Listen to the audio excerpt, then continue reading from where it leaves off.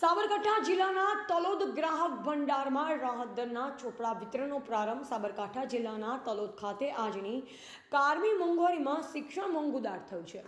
બજારમાં પાઠ્યપુસ્તકોના ભાવમાં તોતિંગ વધારો થયો છે, જે પરવડે તેમ નથી. તેમ છતાં મને કમ અને વાલીઓને બાળકોના અભ્યાસ માટે પાઠ્યપુસ્તકો, નોટબુક, ચોપડા, સ્ટેશનરીની ખરીદી કરવી પડતી હોય છે. ત્યારે તલોદ શહેરની દી તલોદ સહકારી ગ્રાહક ભંડાર લિમિટેડ દ્વારા બાળકોને અભ્યાસમાં ઉપયોગી થઈ પડે તેવા ફૂલ સાઇઝના રાહત દરના ભાવના ચોપડા વિતરણનું આજે તલોદ પ્રાંતિજ ધારાસભ્ય શ્રી ગજેન્દ્રસિંહ પરમારના હસ્તે પ્રારંભ કરાવ્યો.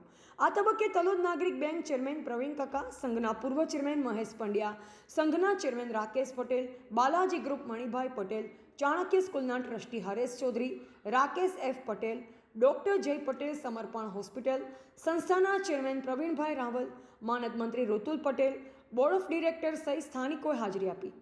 આ તબક્કે ધારાસભ્ય શ્રી ગજેન્દ્રસિંહ પરમારે સહકારી સંસ્થાના સંચાલનની સાથોસાથ માનવ જીવનમાં મહત્વનું પરિબળ એવા શિક્ષણ ક્ષેત્રમાં પણ સંસ્થા વતી સિંહફાળો આપી રાહત દરના ચોપડા શહેરી તાલુકાના પ્રજાજનોને ઉપલબ્ધ કરાવવા બદલ સંસ્થાની કામગીરી બિરદાવી પ્રશંસનીય લેખાવી હતી. રિપોર્ટર રાજેન્દ્રસિંહ જ્વાલા, બોધિક ભારત, તલોદ.